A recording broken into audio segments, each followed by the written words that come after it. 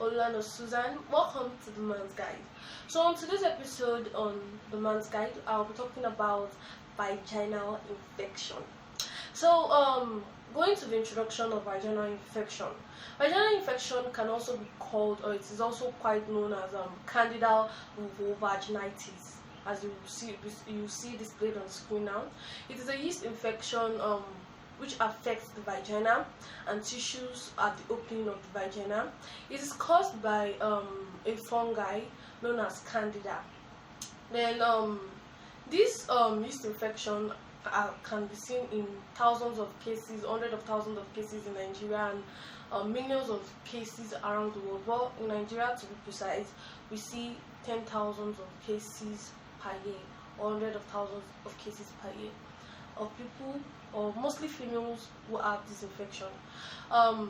This infection, I'll be giving some quick tips now. This infection is usually treated by a medical practitioner. It can also be treated by oneself if one have actually had this infection before. But if you have not had this infection, it is quite advisable for you to meet someone who knows about this infection. It is self-diagnosable, and sometimes if treated properly, it is short term, and in some severe conditions it can be long term. So I'll be giving some symptoms of vaginal infection, because this infection is a very deadly and painful one if not treated properly. So the symptoms we can see during this infection is, number one, we see inflammation of the vagina. Number two, we have intense itching. We tend to itch the area of the vagina which is affected by this candida vulvovaginitis, by this yeast infection. We also have skin redness. The part of the vagina, the surface becomes red from itching. When you start peeling the surface area, peeling the epithelium, because the epithelium that lines that place is stratified squamous epithelium. So you tend to itch that part away.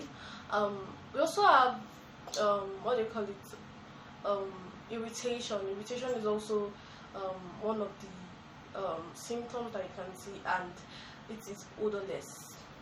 And most importantly, there's a discharge, and discharge is thick and white. So we have a thick white discharge. So this infection is usually self-diagnosable. You tend to know this infection, you tend to know when you have this infection. So there's usually no problem when you have a yeast infection and you can identify the infection. But when there's problem is when you have infection and you cannot identify the infection, and there is no way to communicate with people to help people who can help you that you have an infection. So that is why I'm here to actually explain what vaginal infection is for us today. So I'll be talking about, I've come in with the introduction, I'm talking about the treatment, I'm talking about the reason why we have recurring vaginal infection, then I'll be talking about the ways. I will show you some things, some pictures I have. Don't worry, I have a lot of things in store for us today. Some pain areas can be seen in the area of the vagina, and painful circumstances can also occur during sexual intercourse and during urination. Now going to the treatment of vaginal infection, vaginal yeast infection. The treatment usually include antifungals, because it is caused by fungi. Vaginal yeast infection is actually caused by a fungi called candida. You can remember, it can also be called candida vulvovaginitis. So it is caused by a fungi known as a fungus known as candida. Now going to the treatment, of course. The treatment often includes antifungals. Now, if you go to the doctor or any medical practitioner, of course, you'll be given antifungal drugs or antifungal cream. The drugs can come in form of oral tablets, which you have to use for 1 to 3 days, which helps to cure the vaginal infections. And when it comes in cream, I will explain the cream later. So the 3 things you can use to cure this infection is either you use a vaginal cream, you could either use a an antifungal cream, or you can use a vaginal tablet, antifungal tablet or drug. And during this process of the infection, it is also advisable for you to take dietary supplements, because you need to be fit, you need to take healthy food to make the drugs work properly. And also, I said I'll talk at length on the cream, because the reason why I'm actually talking about this infection today is because I've also been a victim of this infection before. So I would like to share my experience to the world, so that if people can actually watch the video and learn from it and gain from it. Somebody blah blah, I don't want to actually talk about how I got infection, but unfortunately I got infection somehow by using one toilet that I was not meant to use or something like that. So no. For the cream is a vaginal antifungal cream. This cream usually come with an applicator, which helps to measure the cream, the amount of cream you're meant to use. Then with the applicator, you dip the applicator into your vagina, then release the cream. I'll also tell you the reason why the reason why your medications has to be consist of an antifungal. If it is some of this drug comes in form of tablets, whereby you have to drop the vaginal tablet in your vagina and you have to let it to dissolve. Like, if I'm actually explaining this for us, you will be like, I cannot do this, I cannot do that. But don't worry, when you have infection, nobody will preach to you before you use it, because the infection is not a funny one. Like a lot of symptoms that are not even convenient and stuff like that, so you'll be forced to use it, so you will not even find any problem with it.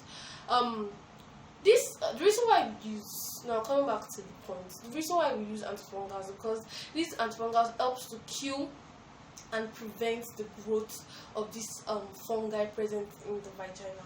So applying the vaginal antifungal cream in the vagina helps to kill the fungi in the vagina, while the tablet also dissolves in the vagina, so helps to kill the fungi in the vagina. And there are some creams that also comes in ways that you apply them on the surface of the vagina, on the tissues at the opening of that's your vulva. So you apply them. So the function of this cream is not applied inside the vagina, is applied on the surface, on the vulva. So this cream helps to kill the growth of the fungi present on that vulva, and it also helps to repair the tissues that have been damaged. You know, I said that severe itching, so of course you must have peeled off the epithelial lining that vulva. Epithelia is our cells that lines our surfaces like the skin. They help to protect, they help to absorb, they help to secrete. So the epithelial lining, that part of the vagina, would have been peeled off as a result of you itching the place. So this cream helps to give the vaginal strength, you understand, that it needs to actually repair the damaged tissues and helps to kill the growth of the fungi on it. Now, I'll be giving us a list of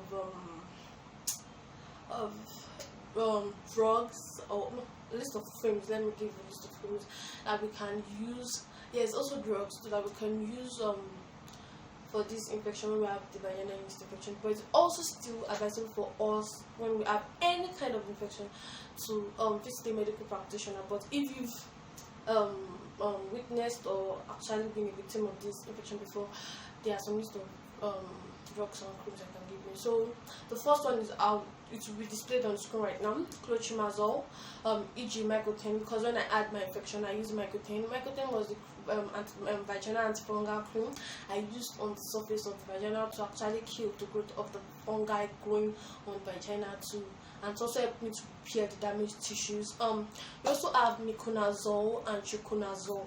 So it depends on you. It depends on the doctor, as in a medical practitioner, to actually tell you what to use. Now, coming to the interesting parts of this vaginal infection.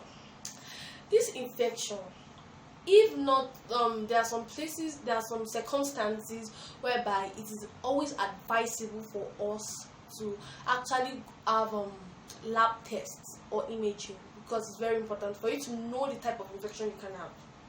And now talking about vaginal yeast infection, and it's caused by fungi. There are some times whereby the infection you may have may be bacteria, may be caused by bacteria.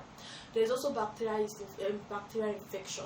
Now, in my case, when I had an infection, I was told to use clotrimazole. I was told to use a lot, like one of the cream I told us to use. I was told to use a lot of creams. I used a lot of creams.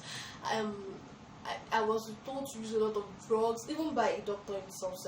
I was told, but I did not go for the lab test. I did not go for the imaging. So what actually happened was that for a month, something that was meant to move away for, probably must have, maybe you've witnessed what I'm trying to say. So I don't want people to fall into the same trap again.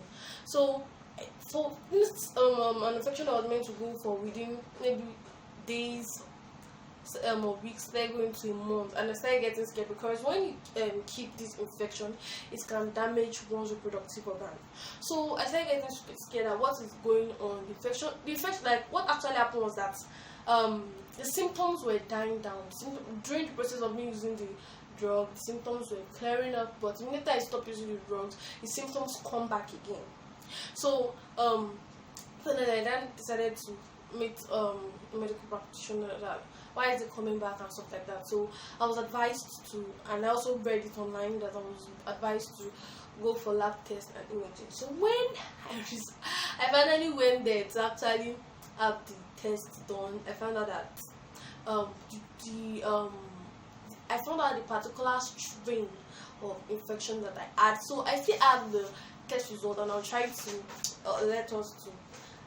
I'll try to read it out. So I was using ciprofloxacin during that period of time. I was using clotrimazole and all those during those period of time. So when my results finally came out, I found out that the type of infection I had was caused by Staphylococcus aureus and Candida albicans. So that was the particular type of infection I had. That's why this is very important. That's why it's very important for us to actually carry out lab tests when you have an infection, so you will not just spend money anyhow, and you'll be able to know how to attack the type of infection you have, so you can quickly get treatment immediately. And this infection, this Staphylococcus aureus and Candida albicans, funny to say, is resistant to ciprofloxacin and clotrimazole. It is resistant to augmentin and erythromycin and all the drugs I've been using. Cannot believe that this strain of infection I had was resistant to all the drugs I've been using. Like, that was why I kept on having repeated reoccurring circumstances of the infection. So later when I now went to later when my results came out, I was told that it was only 3 things that could cure the infection, which was gentamicin, ofloxacin, and ceftriaxone. So I was actually mad with the infection. So I was like, this infection has to go. So I decided to I went to the nurse. So I got to the hospital, so they treated me and stuff like that. So I got well, and within this I was okay.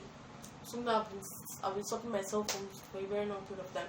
So now I'll be showing us, and again I forgot to include something with that time. We can also use injections to actually cure this infection, antifungal injections. So this is how one of these injections looks like. So this is how a ceftriaxone injection look like. So this is how it. So I kept this so that we can look at how the injection looks like. This is for the ends, probably other part of your body, but this particular one, I mean, it's for the bum bum. This is for the gluteus maximus. For people, like for medical students, so that's for the gluteus maximus. But this is for this was one I received, because this one I can receive it. I received this injection on my hand. For people that does not like receiving injection on their bum bum, like gluteus maximus, so this is it. So for people like me, like this, that I cannot receive on my bum bum, this is it. But for people that have strength, they have the mind, they can receive it anywhere. You use this. So that's why this is still inside. That's why this is still filled. I did not use this. Because it comes in pairs in the pack, and I decided to use this. And don't worry, everything will be arranged by the medical practitioner who attends to you. So for the treatment, don't forget, you can use antifungal creams, vaginal antifungal creams. You can use vaginal antifungal drugs or tablets, and you can also use injections. Make sure you're not the one using it if you don't know anything about it. Make sure that it's someone who is guiding you to use these things. And for the injection, make sure you're not the one that is administering these injections to yourself. Make sure it is someone who is actually certified to do that is doing it for you. And you can also use and make sure you also take dietary supplements. So that is it for the treatment.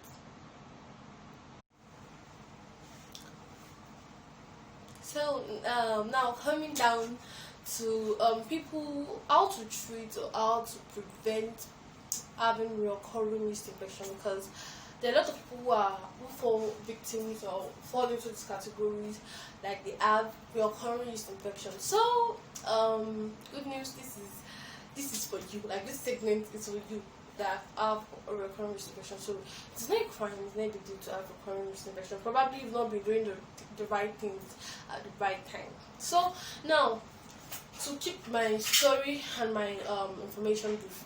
Now, the first thing that can actually cause you to have a recurring yeast infection is if you do not complete the treatment of the yeast infection. Probably when you found out that my infection has stopped, they decided to like, let me stop, like that's gone. Let me stop. Like some people like that. I know you are part of them. You have malaria. You are meant to complete the whole dosage of the malaria, but you're like, 2 doses, after I finish using 2 doses, I'm already okay. That you stand up, you jump, start moving up and down, you forget to eat the rest of the dose. Anyway, that may work for you for malaria, although it's not good at habits, but it may work for you for malaria. But when it comes to vaginal yeast infection, it is a very dangerous game. Do not play that kind of game with vaginal yeast infection. Make sure you complete your dose. Make sure you complete your dosage of the drug, because it's very, very important. The vaginal yeast infection will surely come back to meet you. But to surely come back to meet you if you do not treat it very well, if you do not kill it properly. It is not like malaria. People like you, I know you are part of them. I know you are there. So now, that's the first point. Now coming down to the second point, what can cause it is sexual activity. When you have vaginal infection and you're having sex, like, one thing I should even actually tell us that why would you be having sex when you have a vaginal infection? You want to infect your partner with this too, because that's going to be wickedness. But if you use condoms and protectives, probably can do it and stuff like that. But I don't know, and it should not even be convenient with having sex with the infection, because it should be painful, the itchiness and all this stuff. But I cannot decide for us. So sexual activity can also cause recurring yeast infection, because the infection tends to thrive in wet, moist. This is a very important point. The yeast tends to live and thrive in wet, moist, and damp environments. So these are things that can cause. Those are the two main things that causes recurring yeast infection. And note in capital letter, NOTE, for pregnant women. If you have vaginal yeast infection, this is for you. Please do not use any drugs, do not use any creams, do not use any injections without visiting the doctor, because it can actually damage the growth of the baby. So during the trimester period of your pregnancy. And this is a very important note. Please, I'm begging pregnant women, do not treat yourself without visiting a doctor, not even a chemist, or probably a pharmacist can know what to do, but I would advise you to visit the doctor, because if you want your child to be beautiful like me, so you want your child to just be good and fine and be healthy, it's advisable for you to visit a medical practitioner, a certified medical practitioner. Now, coming to the third point, I said that a yeast infection thrive in wet, moist, and damp environment and damp conditions. So, what can cause a recurring yeast infection is if you do not practice regular hygiene. That is, if you do not bath regularly, you have a yeast infection, and you do not bath regularly. Like, you understand, they like dirty environment. So you must be a clean girl, understand? You should be able to move around people, and people can perceive you and like, wow, this guy is smiling, and you understand, you're clean, and it's not that you're using perfume. This is for you to bath, and that's that kind of thing. So make sure you are clean and you're neat. And another point is for us, like, and brushing of teeth. Brushing of teeth is very important, because the infection tends to live in wet environments, understand? Like sweat and saliva. So make sure you brush your teeth properly, because you can actually contact virus by kissing people who have infection. You know that this infection does not tend to affect guys that much. Even if a guy has this infection, the infection tends to live without even using treatment. But there are some situations that is always advisable for you to treat your partner when you have infection. Probably you must have infected the partner, and even when you are treated, you sleeping with your partner again can give you the infection. So that's a very important point too. And you staying in a damp environment. This for ladies who wear wet pants. When, like, you know, we have to tell ourselves the truth. You have to wear pants that are dry, because you wear pants that is not yet properly dry can actually make you to have yeast infection. And what else again? I think that should be all for now on reasons that you should have your current infection. As long as you practice, if you are not in a humid, understand, weather area, understand that makes the infection to grow again, because they like wet environment. Practice body hygiene, daily hygiene, regular hygiene, frequently. You should bath two times a day. As some people know they can bath for Africa, but that does not mean you should bath for Africa. Understand? Make sure you are just clean, make sure you are neat, make sure you brush your teeth properly, make your teeth be white, understand? And sexual activity, you can avoid sexual activity, and if you just can't do without it, make sure you use contraceptives, understand? Make sure you use condoms and stuff like that. And what else again? For pregnant women, make sure you avoid using drugs without visiting a medical practitioner or a doctor. And for people who live in wet and moist environments, please make sure you try to stay away from the environment or area, as long as you find out that you will keep on having your current infection. Only if you want to be uncomfortable for a long period for the rest of your life, or if you want to keep on having your current infection. And so that should be all for this wonderful episode, vaginal infection. I hope the information I've actually dispersed today has actually been helpful, and I trust I know you guys now. Probably, I'm very sure that you guys will actually drop something meaningful for me in the comment section below. I love you guys so much. You who are subscribed to my channel, do you know how much that means to me? I have 40 subscribers. Like, I'm touched. 40 subscribers, it won't me. Like, I really appreciate you people. God will honor you people for actually subscribing to my channel and for actually supporting me too. Don't forget to, and if you haven't, and I'll really be happy. This is a wonderful opportunity for you to subscribe right now. Subscribe to my channel at Olulan or Susan on YouTube, on my YouTube channel at Olulan or Susan.